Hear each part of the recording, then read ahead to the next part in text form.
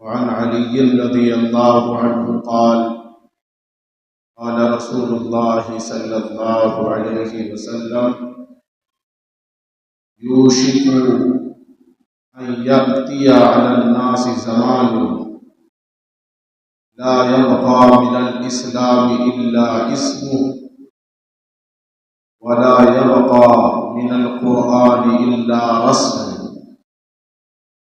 مساجدهم عامرة وهي خراب من الهدى علماؤهم شر من تحت أديم السماء من عندهم تخرج الفتنة وفيهم تعود.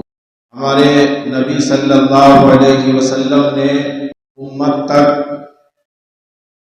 اللہ کا ہر پیغام پہنچایا. آپ نے پوری کوشش کی کہ کوئی انسان بھی جہنمی نہ بنے، بلکہ ہر ایک صحیح راستے پر چلنے والا بن جائے، اللہ پر ایمان لانے والا بن جائے.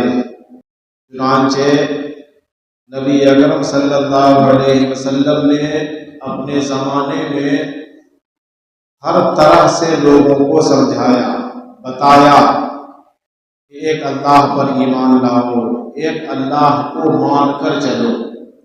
اور جن لوگوں نے آپ کو مانا، آپ کی باتوں پر عمل کیا، ایمان لایا، وہ صحابی رسول کہلائے، اور اللہ نے انہیں جنت کی خوشخبری سنائی، اور اللہ نے اعلان کیا رضی اللہ عنہم ورضوا عنہ کہ اللہ ان سے راضی ہو گئے.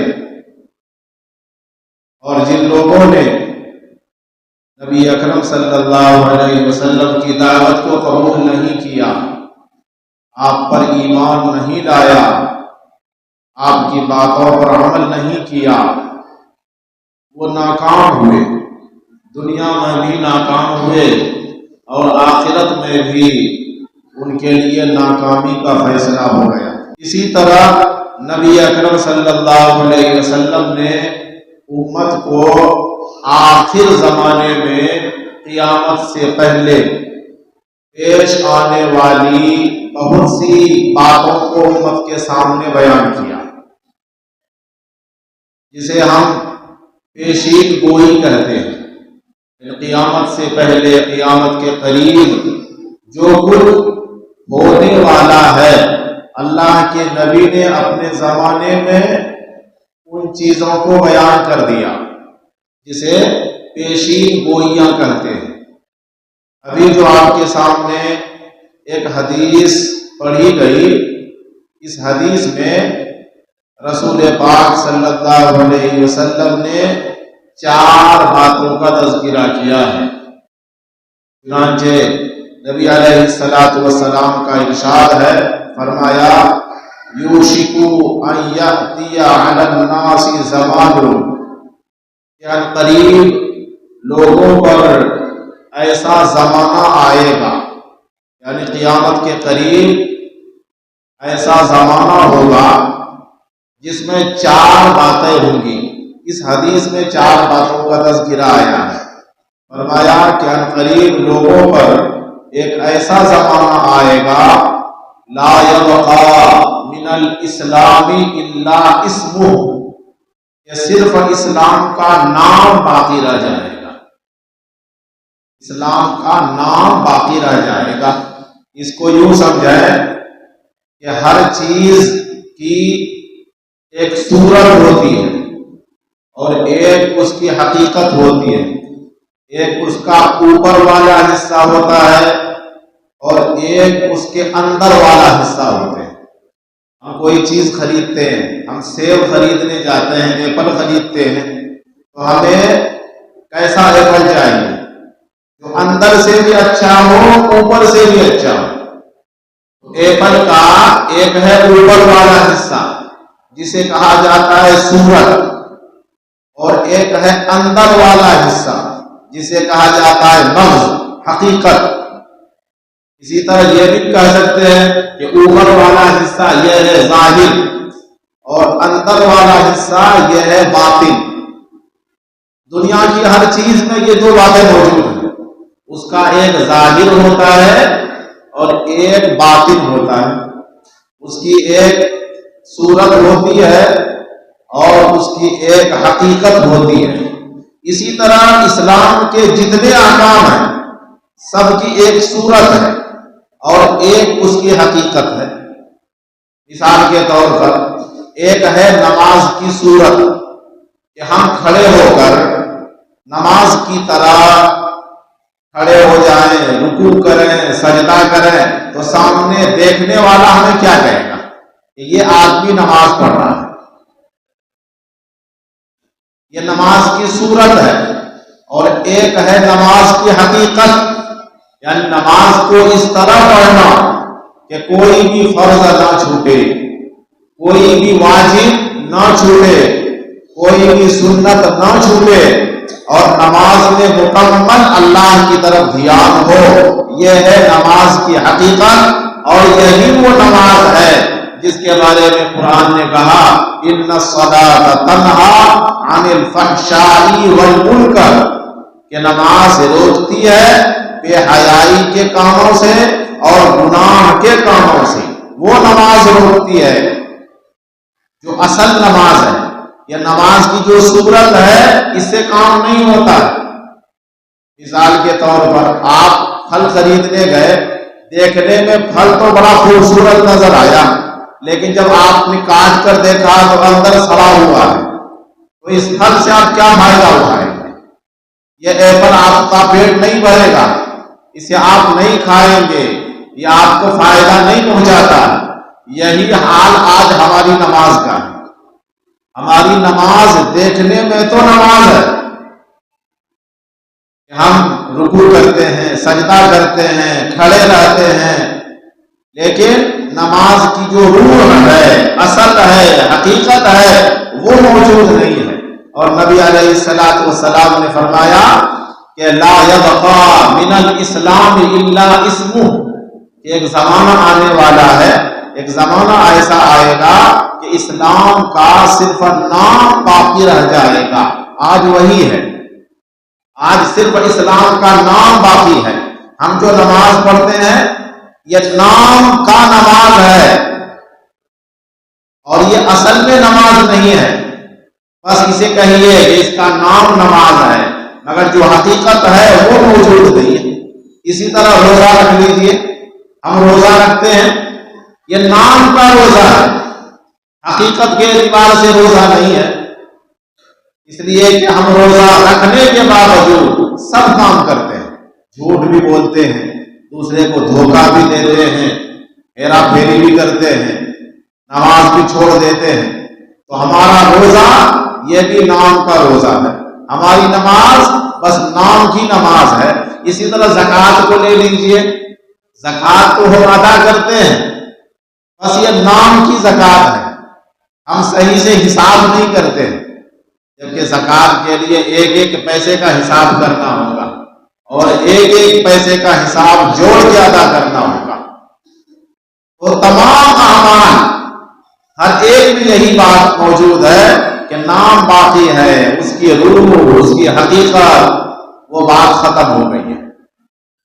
تو ایک تو نبی علیہ الصلوۃ والسلام نے یہ نشانی بیان فرمائی. ایک بات اور یاد رکھیں، بہت سے لوگ یہ سمجھتے ہیں کہ نبی علیہ السلام نے بتا دیا ایسا تو ہو کر رہے گا، ہم کیا کر سکتے ہیں. بہت سے لوگ سمجھتے ہیں نا کہ نبی علیہ السلام نے فرمایا کہ ایسا ہوگا تو ہو رہا ہے، ہم کیا کریں. دیکھیے نبی علیہ السلام نے جو بیان فرمایا، بیان کرنے کا مقصد یہ تھا کہ تم ان کا حصہ مت بننا. نبی علیہ السلام کے بتانے کا مقصد کیا تھا کہ تم ان لوگوں میں شریک مت ہونا، ان لوگوں کا حصہ مت بننا، تمہاری ذات سے ایسا نہ ہونے پائے. اس لیے یہ کہہ دینا کہ نبی علیہ السلام نے جو کہہ دیا وہ ہو رہا ہے، ہم کچھ نہیں کر سکتے ہیں، یہ غلط بات ہے.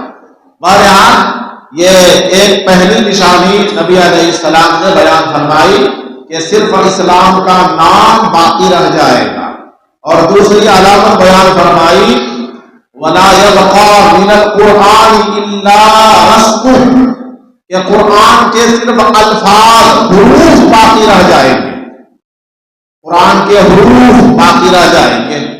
آج وہی ہے، ہم قرآن کے حروف کو پڑھنا جانتے ہیں، قرآن میں اللہ نے کیا حکم دیا ہے ہم اس کو نہیں جانتے ہیں، قرآن پہ عمل کرنا ہم عمل بھی نہیں کرتے، اور نبی نے یہی فرمایا کہ ایک زمانہ آئے گا قرآن کے حروف باقی رہ جائیں گے، عمل باقی نہیں رہے گا، قرآن کے حکم پر عمل نہیں ہوگا۔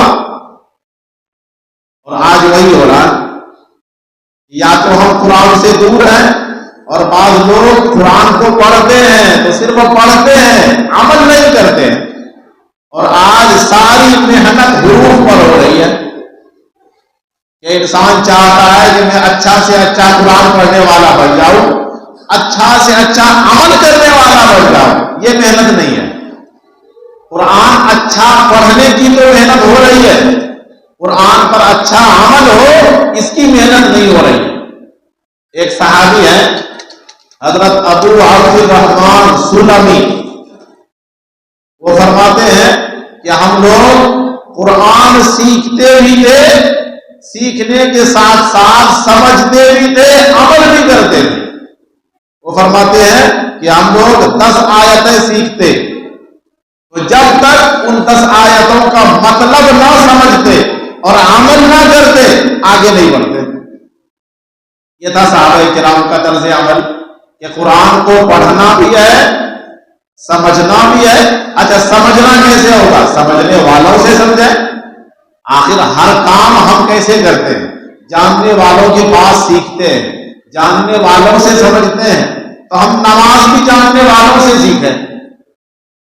آج کتنے لوگ ہیں جو 10 سال 20 سال سے نماز پڑھتے ہیں مگر نماز پڑھنا نہیں آتا، اس لیے کہ ہم نے صرف دیکھ دیکھ کے سیکھا ہے، ہم نے جاننے والوں سے نہیں سیکھا کہ فرض کیا ہے، واجب کیا ہے، سنت کیا ہے۔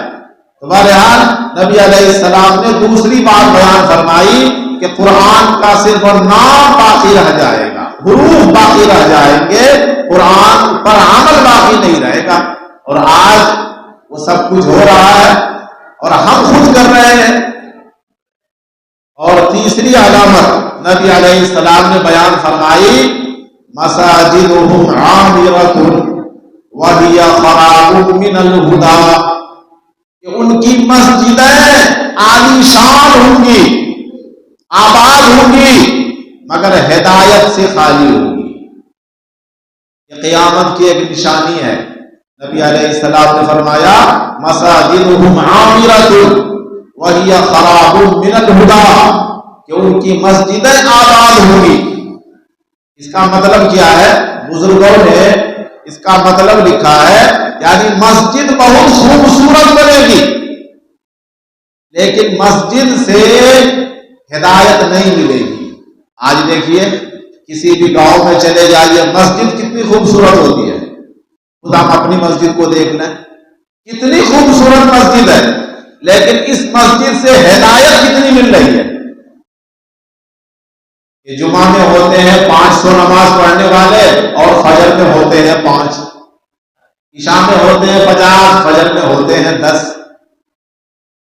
اور پہلے مسجدیں کچی تھی مگر وہاں سے ہدایت ملتی تھی، نماز پڑھنے والے ہوتے تھے۔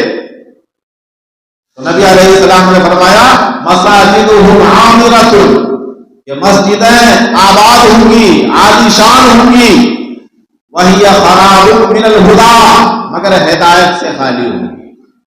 یعنی مسجد بہت خوبصورت ہوگی مگر مسجد سے ہدایت نہیں ملے گی، نمازی بھی ہوں گے مگر کام کا نمازی نہیں ہوگا۔ اور ایک مطلب اس کا یہ بیان کیا ہے کہ مسجدوں کے ذمہ دار برے لوگ ہوں گے، اس لیے مسجد سے ہدایت نہیں ملے گی۔ کہ مسجدوں کے ذمہ دار اچھے لوگ نہیں ہوں گے، برے لوگ ہوں گے، نیک لوگ نہیں ہوں گے، اس لیے مسجدوں سے ہدایت نہیں ملے گی۔ اور یہ بھی آج کے زمانے میں ہو رہا ہے کہ کسی بھی مسجد کو دیکھ لیجیے ذمہ دار وہ ہوتے ہیں جن کا دین سے کوئی خاص تعلق نہیں ہوتا ہے، بس اس لیے ذمہ دار بنا دیا کہ مالدار ہے، اس لیے ذمہ دار بنا دیا کہ گاؤں کا بڑا ہے، یہی سمجھ کے ہم ذمہ دار بنا دیتے ہیں۔ تو اس حدیث کا ایک مطلب یہ بھی بیان کیا گیا کہ مسجدوں کے ذمہ دار اچھے لوگ نہیں ہوں گے، اس لیے لوگ مسجدوں میں نہیں آئیں گے اور مسجدوں سے ہدایت نہیں پھیلے گی۔ اور چوتھی علامت نبی علیہ السلام نے بیان فرمائی، علماء شر من تحت ادیم السماء، کہ ان کے علماء مخلوق میں سب سے برے ہوں گے۔ اس زمانے میں علماء یعنی علماء کی ایک جماعت آپ نے سنا ہوگا جنہیں کہا جاتا ہے علماء سوء۔ علماء کی دو قسمیں ہیں، ایک ہے علماء خیر جن کے بارے میں اللہ کے نبی نے فرمایا العلماء ورثۃ الانبیاء، کہ علماء یہ انبیاء کے وارث ہیں، یہ کہلاتے ہیں علماء خیر، اچھے علماء جن کا کام ہوتا ہے دین پڑھنا، دین سیکھنا، سکھانا، عمل کرنا۔ اور ایک اور جماعت ہے علماء کی جنہیں کہا جاتا ہے علماء شر، علماء سوء۔ اسی کو نبی علیہ السلام نے بیان کیا، علماء شر من تحت ادیم السماء، کہ ان کے علماء مخلوق میں سب سے برے ہوں گے۔ من عندهم تخرج الفتنة وفيهم تعود، انہی سے فتنہ نکلے گا اور انہی کی طرف لوٹے گا۔ یعنی ایک زمانہ آنے والا ہے جب کچھ علماء اتنے برے ہوں گے کہ ان سے فتنہ پھیلے گا۔ آج شروع ہو چکا ہے، آج کتنی مسجدیں ہیں نام لینے کی ضرورت نہیں ہے، علماء جن کا کام تھا لوگوں کو ملانا، علماء جن کا کام تھا دین کی باتیں بتانا، جن کا کام تھا محبت کو تقسیم کرنا، نفرت کو ختم کرنا، آج ایسے بھی علماء ہیں جو مسجدوں میں بیٹھ کر نفرت پھیلاتے ہیں کہ اس سے سلام مت کرنا، اس کے پاس مت جانا، اس سے تعلق نہیں رکھنا۔ یہی علماء ہیں جن سے فتنہ نکلے گا۔ نبی علیہ السلام نے فرمایا من عندهم تخرج الفتنة، کہ ان کے پاس سے فتنہ نکلے گا اور ان کی طرف لوٹے گا، یعنی فتنہ کی سزا وبال انہیں کو پہنچے گا۔ آج یہ سب کچھ ہو رہا ہے، اس لیے اللہ کے نبی کے بیان کرنے کا مقصد یہ تھا کہ ہم ان سے بچیں، ہم ان کا حصہ نہ بنیں۔ اس لیے پوری کوشش کریں کہ دین پر ہم اچھی طرح سے عمل کریں، جو بھی ہم نیک عمل کرتے ہیں سمجھ کر کریں۔ قرآن پڑھیں، قرآن پڑھنا بھی ثواب ہے لیکن اصل عمل کرنا ہے، صرف پڑھنا نہیں ہے۔ ہم عمل تو کیا، کتنے لوگ ہم میں ہیں جن کو قرآن پڑھنا بھی نہیں آتا ہے۔ تو قرآن خود بھی سیکھیں اور کوشش کریں کہ قرآن کو سمجھیں، ہے نا، علماء کے پاس جا کر، اپنے امام صاحب کے پاس جا کر۔ جب تک قرآن ہم نہیں سمجھیں گے تو عمل کیسے کریں گے؟ اللہ تعالی ہم سب کو عمل کی توفیق عطا فرمائے۔ وآخر دعوانا الحمد للہ رب العالمین۔